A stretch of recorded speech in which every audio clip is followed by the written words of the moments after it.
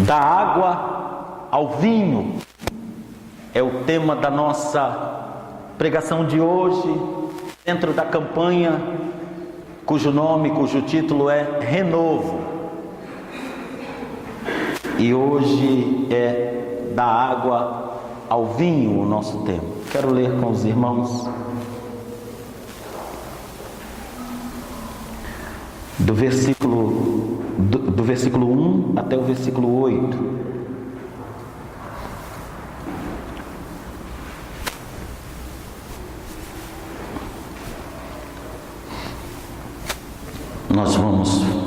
Eu vou pedir aos irmãos que ponham a mão sobre a palavra do Senhor. Espírito Santo, Tu tens me revelado que o novo está a um passo de nós sempre. O novo é aqui e é agora, Senhor. Não precisamos esperar amanhã e nem outro dia, mas aqui e agora, perto de nós está um novo. A Tua palavra diz que a palavra de salvação está perto de nós, está no nosso coração, na nossa boca. Eu creio que assim também o novo está na determinação do nosso coração. Quando o nosso coração descobrir que precisa apenas pela fé dizer a Ti em oração, em clamor: Senhor, faz tudo novo na minha vida. Somente esta palavra saindo da nossa boca e sendo atendida no Teu trono, e nós veremos o quão perto o novo estava de nós, Senhor. Que nós tenhamos fé, que nós tenhamos coragem, que nós ousemos dizer isto a Ti, Senhor. Senhor, faz tudo novo. Senhor, eu quero tudo novo, eu quero transformação, Senhor. Nós ousemos orar assim, em nome do Senhor Jesus. Tua glória, Senhor. Amém. João capítulo 2, vamos ler. E ao dia fizeram-se umas bodas em Caná da Galileia, e estava ali a mãe de Jesus. E foram também convidados Jesus e os seus discípulos para as bodas. Faltando vinho, não tem vinho. Disse-lhe Jesus: mulher, que tenho eu contigo? Ainda não é chegada a minha hora. Sua mãe disse: tudo quanto ele vos disser. E estavam postas 6 talhas de pedra para as purificações dos judeus, e em cada uma cabiam 2 ou 3 metretas. Disse-lhe Jesus: enchei de água estas talhas. E encheram-nas até em cima. E disse-lhes: tirai agora e levai ao mestre-sala. E levaram. Amém? Por favor, podem se assentar. Na semana passada estivemos falando sobre estava morto. Sobre como uma pessoa vai esfriando na fé, ou já se encontra fria na fé, morta na fé, e que a palavra profética ordenada por Deus, não a minha palavra nem a minha vontade de que a pessoa ressuscite ou de que ela venha à vida, mas a vontade de Deus ordenada à minha mente e a obediência do meu coração, determinando na vida das pessoas aquilo que Deus determinou que a minha boca falasse. Isso produz ao que estava morto a vida, traz de volta, é o renovo da vida. E nós dissemos que isso se dá em obediência ao que profetiza Zacarias no seu capítulo 3 e no seu capítulo 6, capítulo 3, versículo 8, capítulo 6, versículo 2. Que o nome daquele a quem Deus estabeleceu como nosso Senhor e Salvador, o nome dele é também renovo. E nós dissemos na quarta-feira passada que se em nome dele, por ordem de Deus, profetizarmos, então até o que está morto volta à vida. E a bênção do Senhor é que isto se realize um grande número de vezes no meio da igreja e por intermédio da igreja. No capítulo 15 de Lucas, quando o pai desce a escadaria da sua casa, o quintal da sua casa, o jardim da sua casa, por ver que vem alguém que lhe é conhecido no coração, lhe é conhecido na memória, o seu coração que tinha dado aquela pessoa como morta, salta dentro do peito dele, a boca dele não pode se conter, os braços dele não podem se conter, ele sai correndo na direção daquele que estava morto, abraça aquele que estava morto, volta para casa, não deixa que ele fale mais, peça desculpa de nada. Ele ia pedir desculpa de 3 coisas, quando chega na segunda, o pai diz que ele se cale, diz aos servos que peguem depressa um vestido novo, uma sandália nova, ponham naquele menino, e diz esta frase: porque ele estava perdido e foi achado, ele estava morto, mas reviveu. Então aqui nós encerramos na quarta-feira passada, e hoje queremos tratar de um aspecto do renovo, que é o aspecto da transformação. Se há uma coisa que é característica do renovo, é a transformação, irmãos. Onde há transformação, houve renovo. E Deus permitiu, irmãos, que a transformação fosse visível, palpável aos olhos, ao coração humano, para que os outros testificassem de que aquela vida sofreu um renovo, passou por um renovo. Então, primeiro aspecto, estava morto, voltou à vida. Segundo aspecto, é visível que ele voltou à vida, porque houve uma transformação. E se você me perguntar, pastor, a que nível se pode dar a transformação de uma pessoa que Deus renova? Deixa eu te dizer, da água para o vinho. Se a água pode com naturalidade se transformar em vinho, o renovo que Deus pode fazer será apenas superficial. Mas se na natureza das coisas é impossível que água se transforme em vinho, então não há impossíveis para o que Deus possa fazer na vida de uma pessoa a quem Ele resolve renovar. Então estão inseridos na capacidade de transformação de Deus espécie de homens e mulheres da face da terra, não importa qual seja a sua condição. Se Deus quiser renovar, este renovo se dará não apenas trazendo para a vida, mas trazendo para a vida numa forma nova, que é a transformação. Então não é apenas trazer água para ser uma água melhor, mas é ressuscitar a água em vinho. Não é trazer o perdido para ser um perdido consciente, é para fazê-lo santo.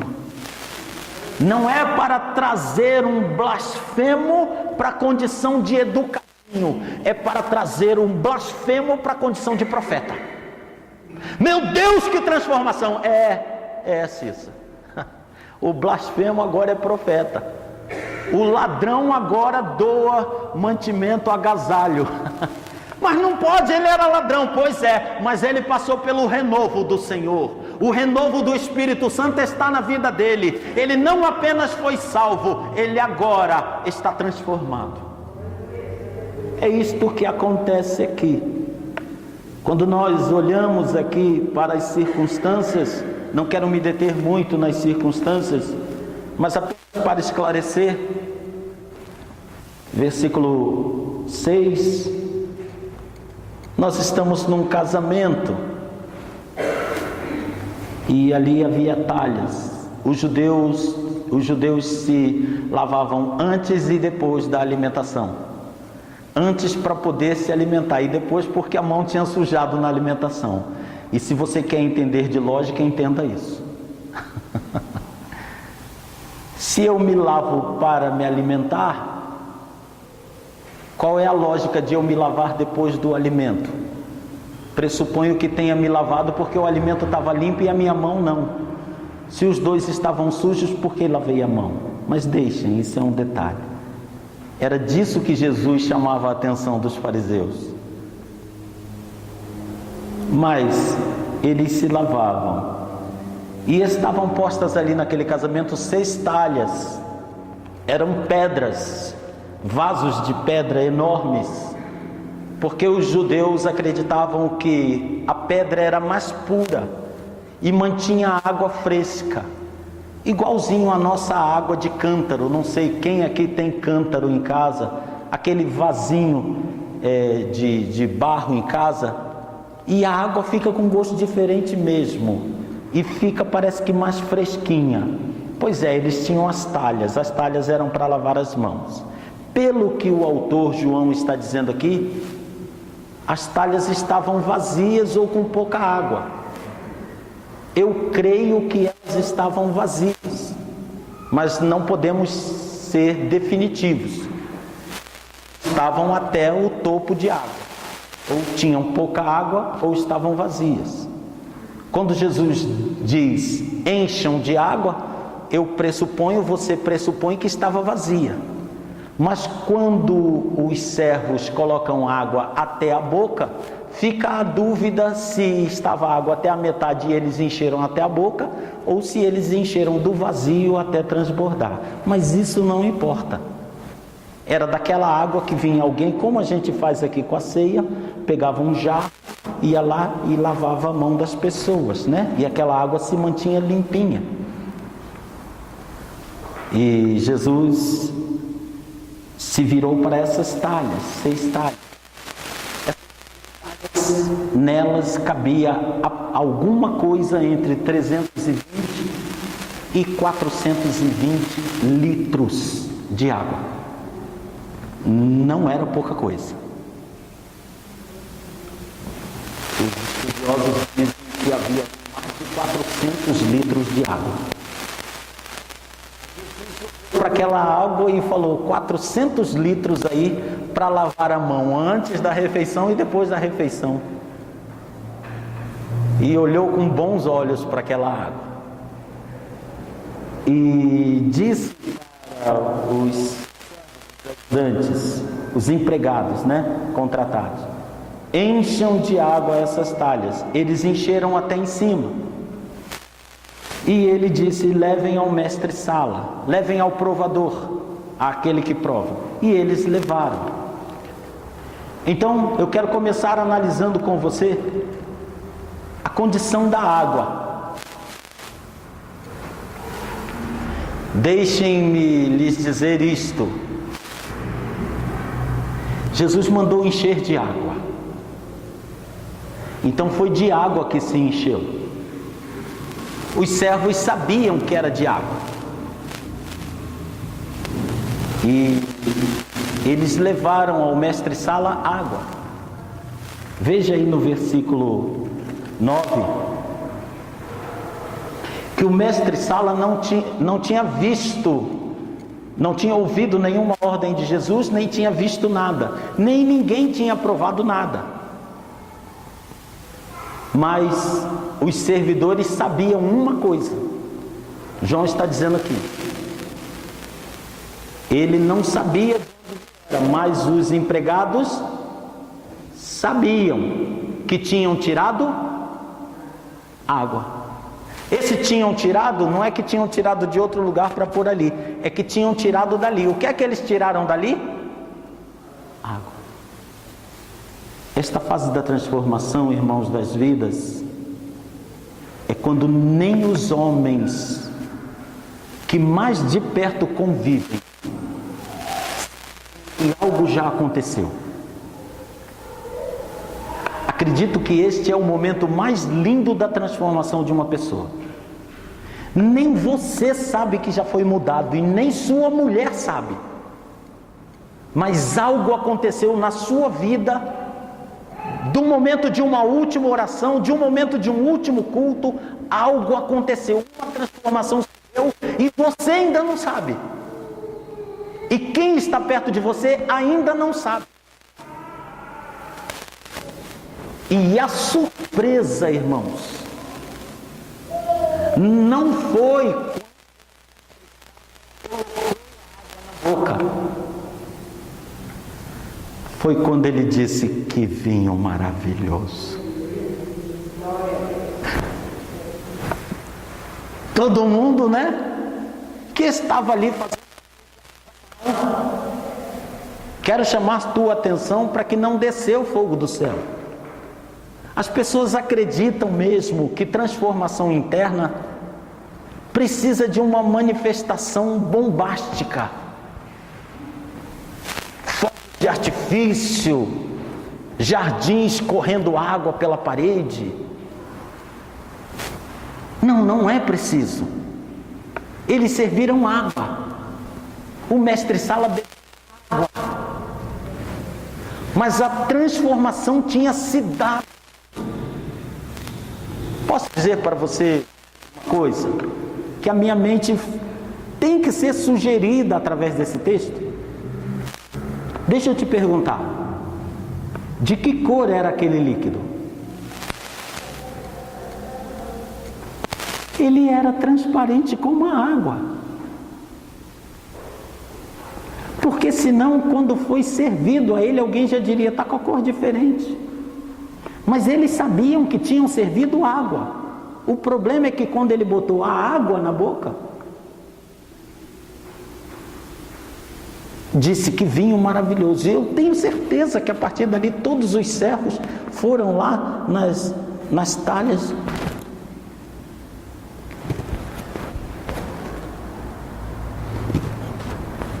Mas é a mesma água. Não é possível. É vinho. Não é possível. O milagre da transformação é que as pessoas olham para o transformado e dizem: é a mesma pessoa. É ele mesmo, eu não estou enganado. Isso aí ontem era X, hoje me aparece Y.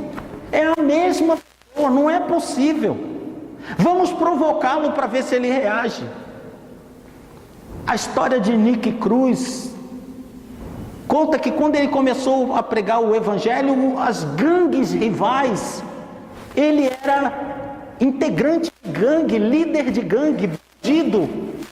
E quando ele aparece um belo dia num caixote, sobe num caixote e começa a pregar o evangelho, alguém que passa, é o Nick Cruz. E começaram a zombar, e começaram a provocar, e começaram a ameaçar, a bater. E ele dali respondia com a palavra do evangelho. E as pessoas diziam: não é possível, esse cara é violento demais, esse cara é agressivo, esse cara só fica bem quando o adversário dele está caído no chão com uma poça de sangue, ele está subindo num caixotinho ali, ele não está armado, esse cara só anda com 15 armas. Ele anda com arma de tacar pedra, com arma que simula arma de tiro, ele anda com 2, 3 facas, ele está desarmado com um livro preto na mão, num caixotinho, dizendo que Deus é amor. Não é possível, eu conheço esse homem. É a água, mas só que o que sai da boca da água é o vinho. É o que aconteceu na vida de Paulo, é essa transformação que se deu na vida de Paulo. Gálatas, no capítulo 1, quero te pedir que leia comigo, já li esta passagem outra vez. Primeiro vem o susto, mas depois vem a confirmação. É uma transformação legítima do Senhor. Foi uma transformação legítima. O espinheiro está dando uva, o pé de cacto está dando pêssego. Nunca vi um pé de... Se eu não estivesse dentro de mim que eu estou são, eu diria que eu estou louco, porque aquele pé de cacto está dando manga, irmã Raquel. É o que a gente diz, aquele pé é um macumbeiro, isso aí é um macumbeiro, isso aí já fez cabeça, isso aí. O que ele está fazendo? Ele está numa igreja de joelhos, adorando ao Senhor, cantando hino. Não acredito nisso. Pois é, acredite, porque pé de cacto dá manga quando Deus manda. E Paulo diz lá, capítulo 1, versículos 22 a 24: eu não era conhecido de vista da igreja da Judéia, que estavam em Cristo. Ele não era conhecido de vista, era conhecido de fama. A sequência dos nossos atos cria fama, cria hábito, cria um conhecimento de nós.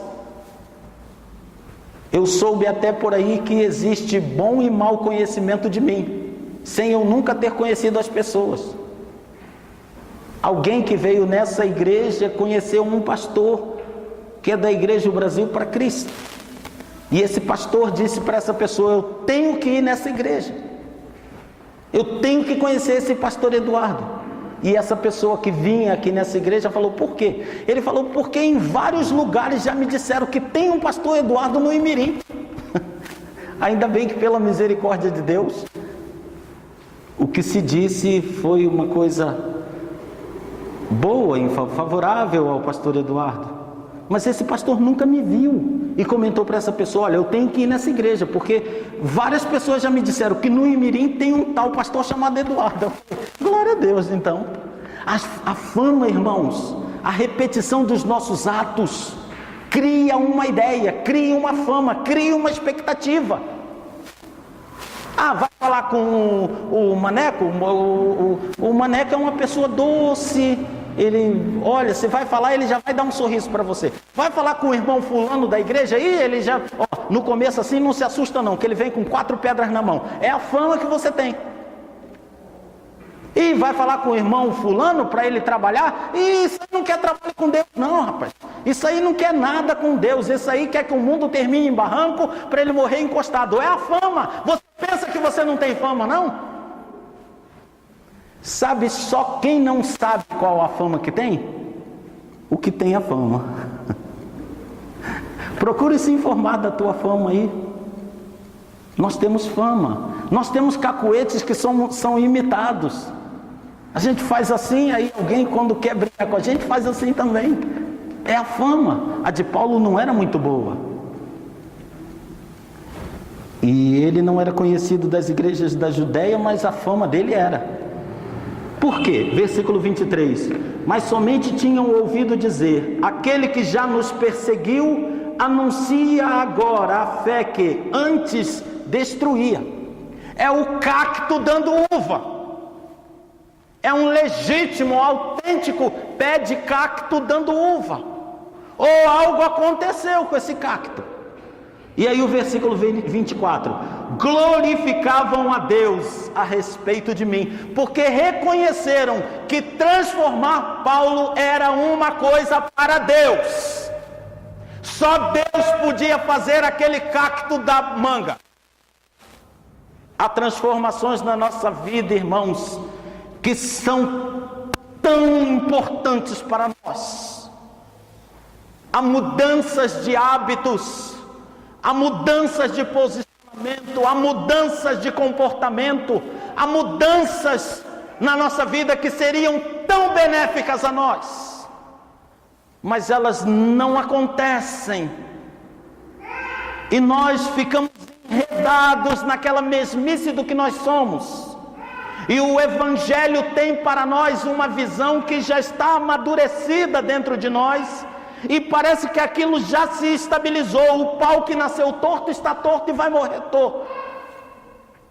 E eu digo a você que quando você põe uma figura limpa do lado de uma figura suja, só aí você percebe o quanto havia que podia ser transformado.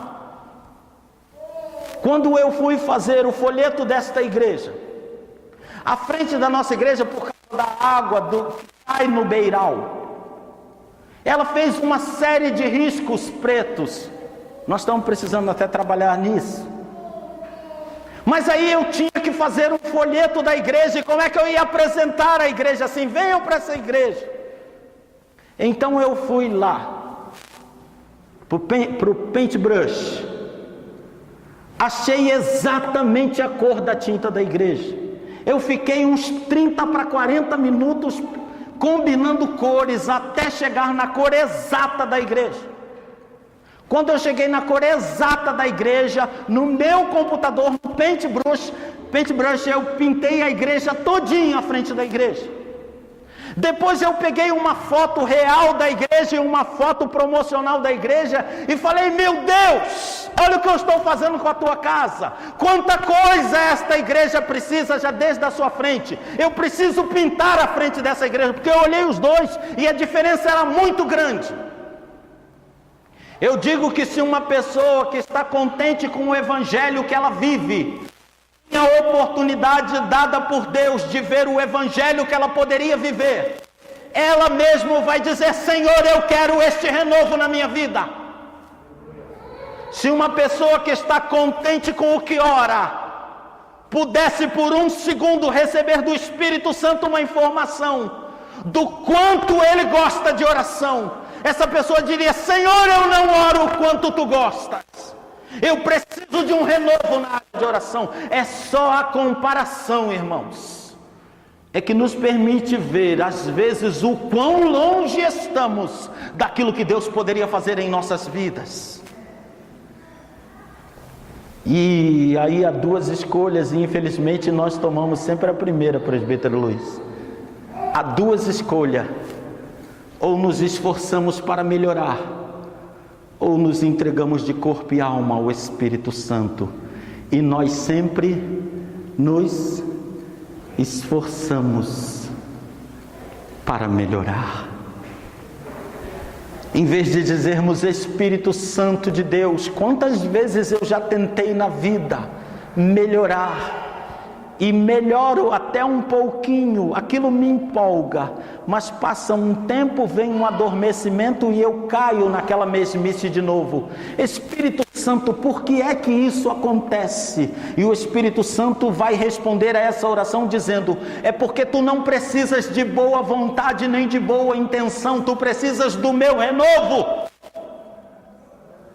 tu precisas da minha transformação, para tu mesmo olhares no espelho e dizeres: oh água, tu estás com gosto de vinho.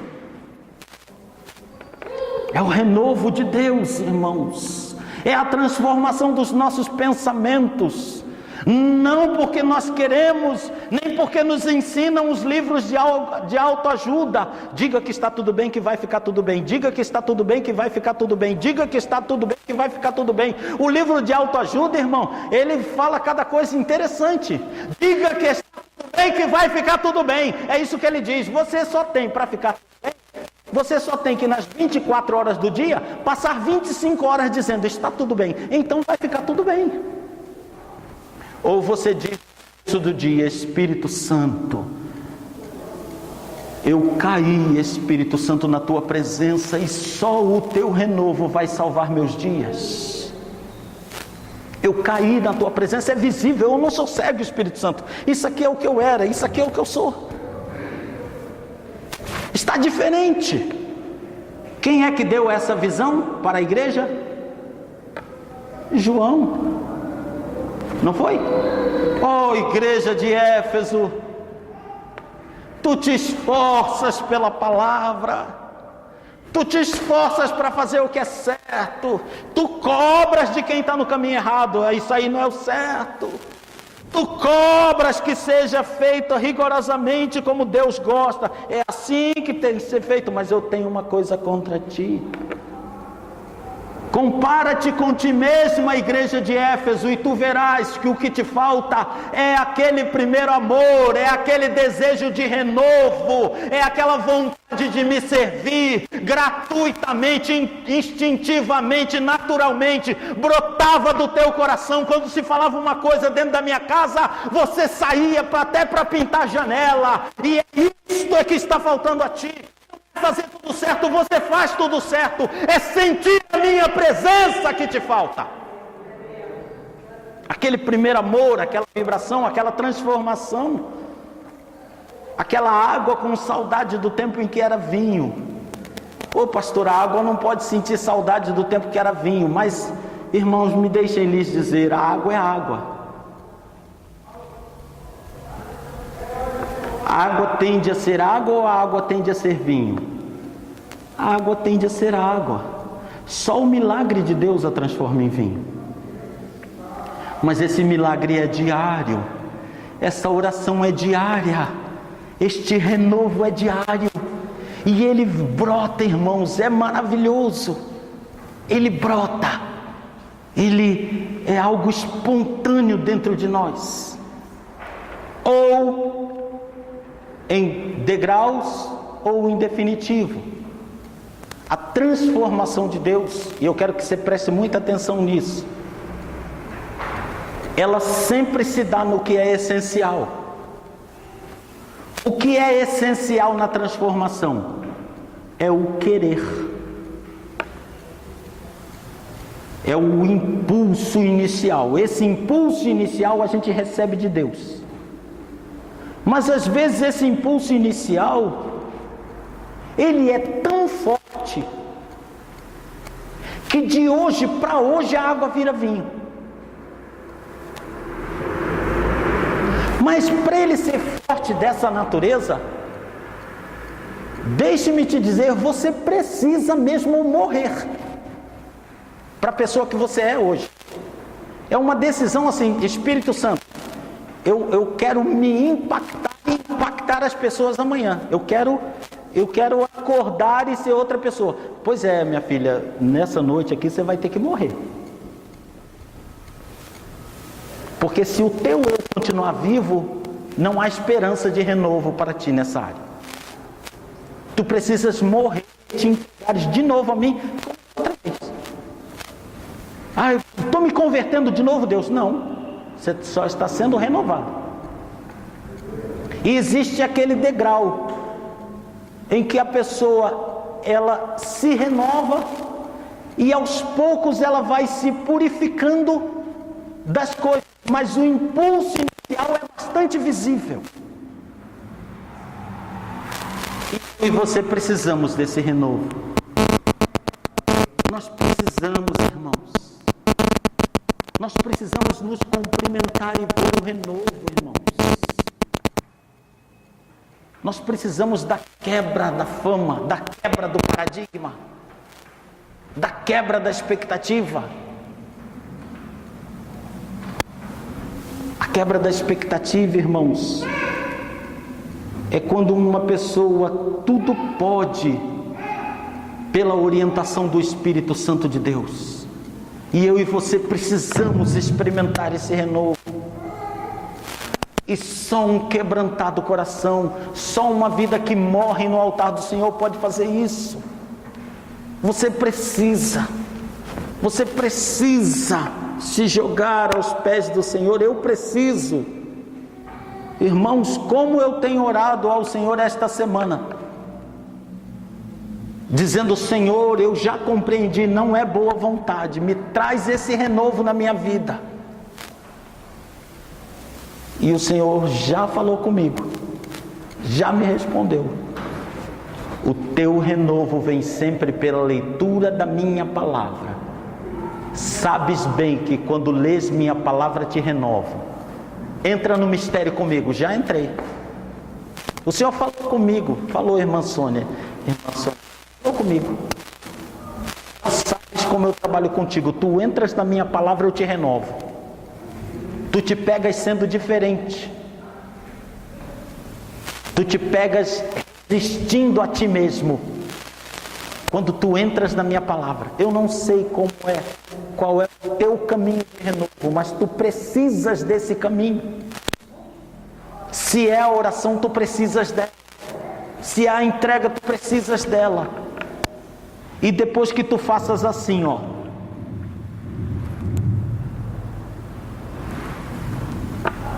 Faz assim. Faz a comparação.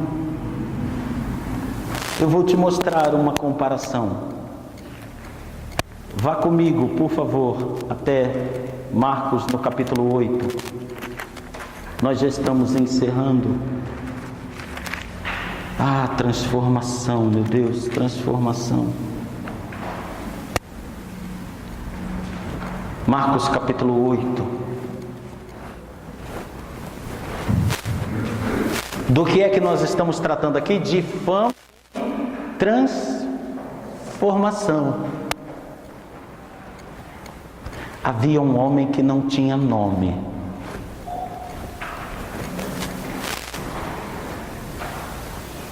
O homem que tinha nome, que não tinha nome, tinha uma fama. Se chamava o endemoniado gadareno.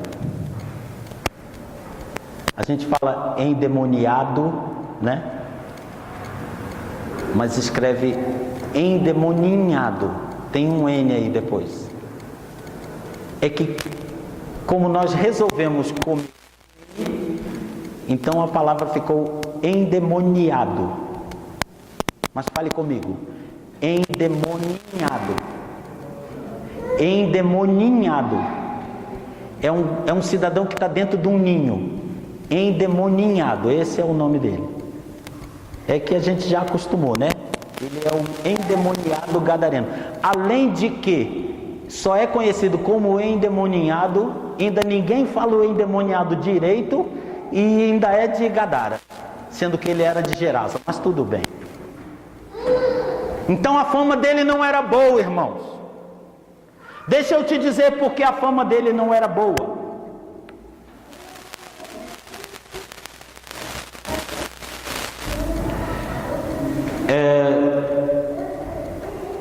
Versículo 27. Nós estamos em... Eu pedi que os irmãos fossem para Marcos. Não, Marcos 5, irmãos. É que eu falei Marcos e fui para Lucas 8. É Marcos 5 e Lucas 8. É Marcos 5, me perdoem. Essa é a fama dele. Saindo Jesus do barco, lhe veio ao encontro dos sepulcros um homem com um espírito imundo. Essa é a fama dele. Ele tinha sua morada nos sepulcros e nem ainda com cadeias o podiam prender. Às vezes preso com grilhões e cadeias, e as cadeias foram feitas em pedaços e podia avançar. E andava sempre de dia e de noite clamando pelos montes e pelos sepulcros em pedra. Isso é o que ele era. E agora eu vou te dizer o que é o renovo.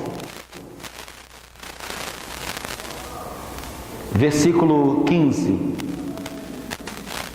E foram ter com Jesus e viram o endemoniado, que tivera a legião, assentado, vestido, versículo 18. E entrando Jesus no barco, rogava-lhe o que for endemoniado, que o deixasse ficar com ele. Estão vendo o que é renovo? Renovo é o inferno se transformar em céu.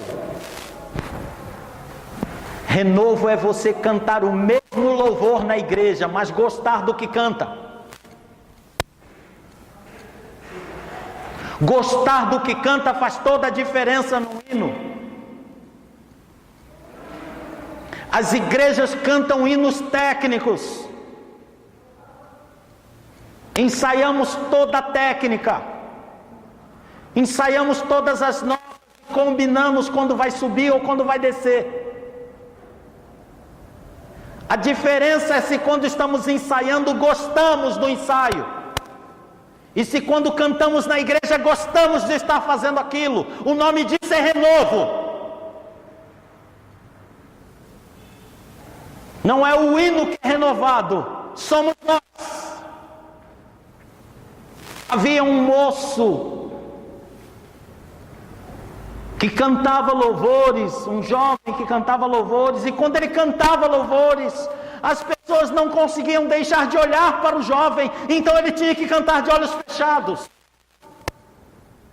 Porque ele, não sabendo cantar, era apaixonado pelo que cantava, por cada palavra, por cada letra daquele hino. Então o rosto dele brilhava a presença do Senhor. O nome disto é renovo. Compara, meu irmão, o nome disto é renovo. Há uma igreja que canta: nosso Deus é soberano, e todo mundo diz que. E há pessoas que cantam: nosso Deus é soberano. E há diferença, porque há um renovo. É o renovo, é o gosto do vinho, é o gosto doce. Doce, é o vinho novo. Eu amo pregar, eu amo subir ao púlpito, eu amo adormecer. Agora me apaixonei por adormecer. Eu deito em casa agora, eu descobri que Deus fala comigo assim agora, então agora é só isso. Eu leio a passagem bíblica, em vez de estudar a passagem bíblica, eu digo: mas eu tenho, Senhor, qual é o mistério? Eu tenho que estudar a passagem bíblica, mas eu leio a passagem bíblica, digo: Senhor, fala comigo, e adormeço. Pensa no que pode ser mais louco na vida de um pregador. Só que quando eu acordo, a mensagem está todinha na cabeça. Eu falo: Deus, não há técnica nenhuma nisso. Se eu contar para a minha igreja, eles vão rir. Tomara que vocês não riam. Mas é isso que eu faço. Eu entrego o texto ao Senhor, descanso na mão dele e digo: Senhor, coloca na minha mente. Eu não sei como é que ele faz, eu não sei, mas eu amo estar aqui. Quando eu subo aqui, elas descem na minha boca. O nome disso é renovo. Esse prazer. Eu dou uma pregação para o Marcos, para a Sara, para a Helena. Eles estudam durante uma semana, 2 semanas, 1 mês. O nome disso é renovo, é prazer. Eu quero o melhor para o meu Senhor. Eu quero estar certo do que estou falando na casa do meu Deus. O nome disso é renovo. Se vocês, meus 3 queridos que eu citei, não estão fazendo isso, é renovo a necessidade, não a técnica. Pastor, eu não tenho técnica. E o que Deus tem com a técnica? Ele tem com o renovo. Pastor, eu não sei pregar. Aqui você não sabe pregar nada. Qualquer um de vocês que está presente aqui, até essa menininha que está falando ali, se Deus quer botar uma palavra profética dela, ela ainda não aprendeu a falar, mas pregar ela sabe. Porque é Ele que faz o céu vazio de nuvem chover. É Ele que traz o cacto dando manga, dando uva, e você diz assim: isso é impossível. Pois é impossível, mas há o renovo de Deus. Esse endemoniado, quando Jesus desceu no barco, ele disse: se afasta de mim, filho de Deus. Quando Jesus subiu no barco, ele disse: Jesus, me leva contigo. E o nome do que aconteceu no meio do caminho é renovo. Pode reparar aí. Logo, versículo 2. Quando Jesus saiu do barco, logo veio o endemoniado ao encontro dele. O que ele dizia? Quer que eu tenho contigo, Jesus? É o que muitas vezes, infelizmente, muito membro de igreja está fazendo. Ah, irmão, tem que melhorar. Ah, Jesus, que isso? Estou fazendo tudo certinho. O que eu tenho contigo? Mas quando Jesus subiu no barco, versículo 18... ele falou: ah, Jesus, me leva contigo. Homem, tu não tinha uma legião? Tinha, Jesus. Tu não disseste o que eu tenho comigo? Disse, Jesus. Tu não era o que quebrava a cadeia? Era, Jesus. E tu queres ir comigo? Ah, Jesus, é que agora eu passei pelo renovo. Agora eu quero é Deus. Não importa o que vão pensar de mim, eu quero é Deus. E é este renovo, irmãos, é este renovo dos servidores. Deixa eu te perguntar uma coisa muito reveladora na sua vida. Quando você vê um homem num banco de praça pregando o evangelho, que pensamento lhe ocorre? Isso é definitivo para classificar o renovo na tua vida. Deixa eu lhe dizer alguns pensamentos. Não sei se eu faria. Está passando vergonha. Não tem ninguém escutando. Podia estar pregando numa igreja. Não organizou direito, não tem ninguém para ajudar. Infelizmente eu vou ter que passar, não vou poder ficar. Ainda bem que eu não estou com a Bíblia aqui, senão ele ia me pedir para ajudar. Tudo bem nesses pensamentos? Posso te dar outro agora? Põe tudo isso aqui do lado esquerdo. Deixa eu te dar outro.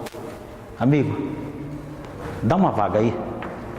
Porque, irmãos, esse Jesus que ele está pregando, ele mudou a minha vida.